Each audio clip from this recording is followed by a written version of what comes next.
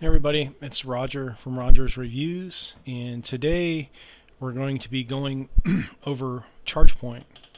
ChargePoint is right there, and basically it's how I charge my electric vehicles when I'm not able to be at the shop.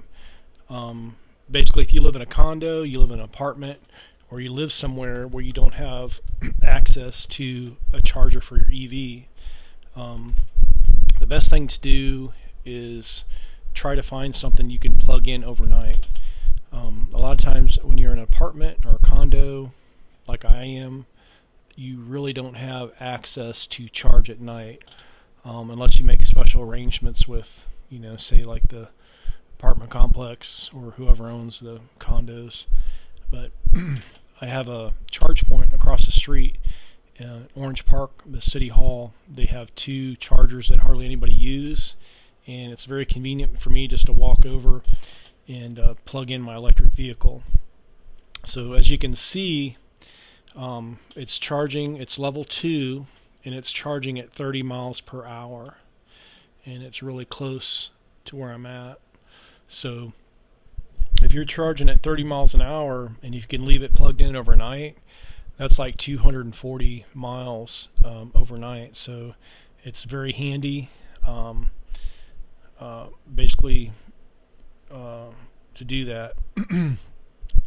So it's the J1772 charger, and what I'm doing, I'm charging a Model Y, and I'm charging with the adapter that comes with the Model Y.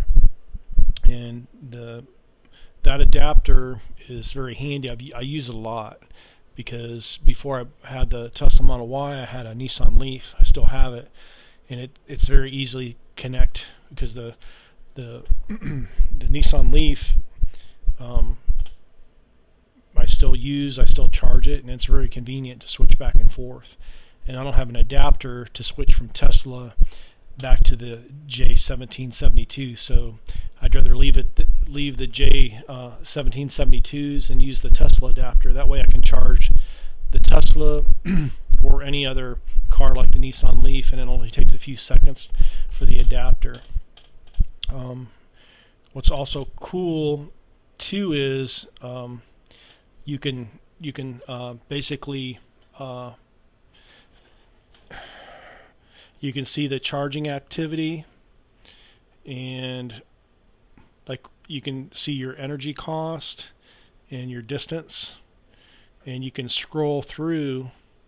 Basically that's the whole month, like October.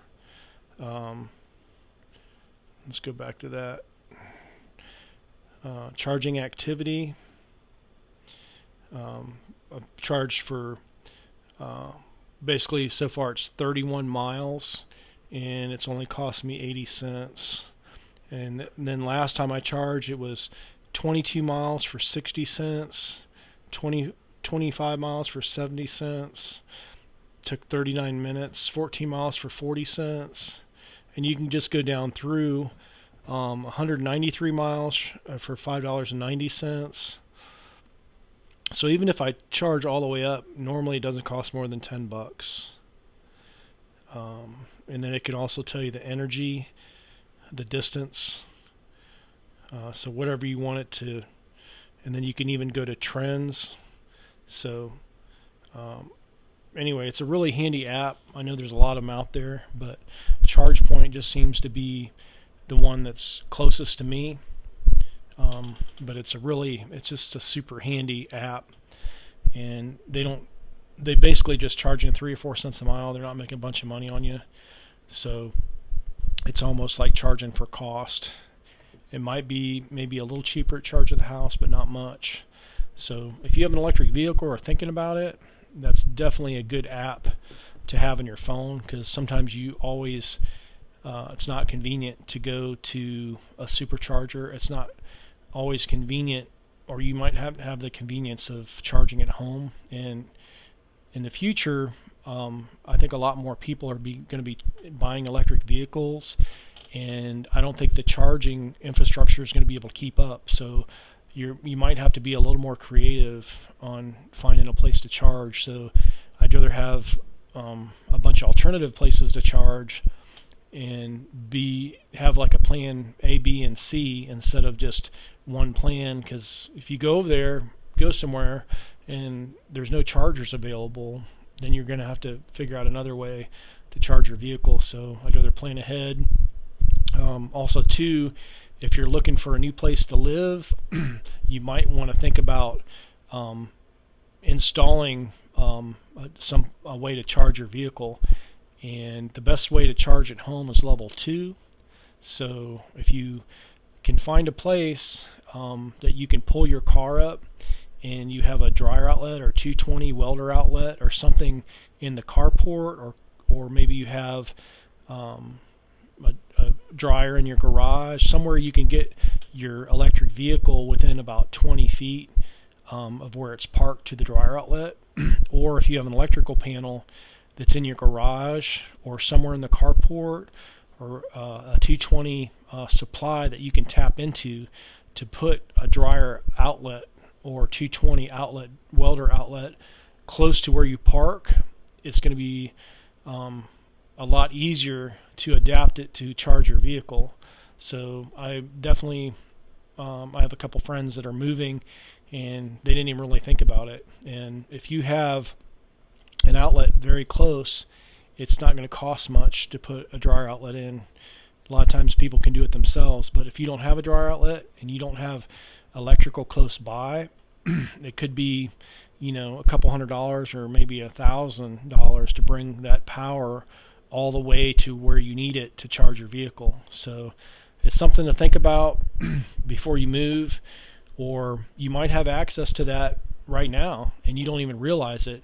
All you need is a 220 or dryer outlet somewhere within 20 feet of where you can park your vehicle, and you can have a place to charge up at night while you sleep, and you can wake up and unplug your phone at 100% and unplug your car at 100%. And your life is going to be so much easier being able to plug your car and your phone in and have 100% when you wake up in the morning. So it's the next best thing. It's just think of if you had a fuel tank or a gas station and you had a big fuel tank in your garage and you could fill your car up at home. That's what it's going to be like. And once you start driving an electric vehicle, you're going to have so much less maintenance and less headaches and repairs that it's going to give you more time to think about other things, like getting solar panels. Then you can charge for free. So anyway, this is Roger with Roger's Reviews, and we're talking about EVs. And I'm going to go ahead and go to my Tesla app and punch that in, and you just hit the charge on the charger, and you can see that the Tesla Model Y is charging, and it shows you it's 30% charge.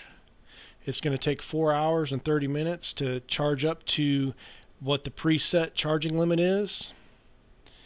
And let's see, I got it set at 95%, and basically all I have to do is whoop, I didn't mean to do that.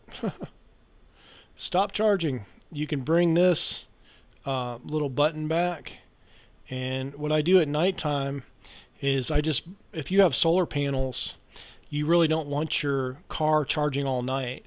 You basically want it the next day. If you need 50 or 60 miles, you just bring it back to where your car only needs about 60 miles.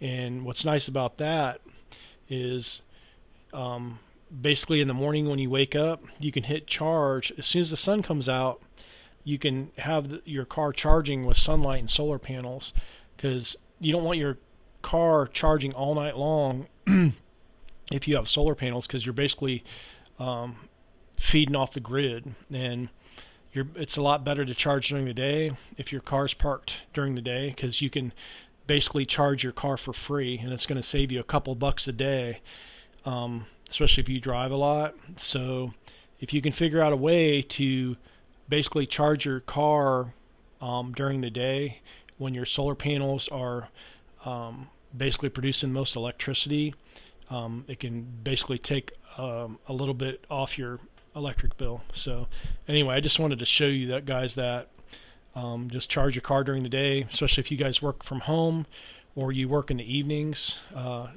Just charge your car at night for enough mileage and a little extra to get around, but try to do most of your charging during the day when your solar panels are producing the most. So anyway, this is Roger with Roger's Reviews. Thanks for watching, and we'll bring you more tips and tricks how to save money and be more efficient with your electric vehicle. Have a great day.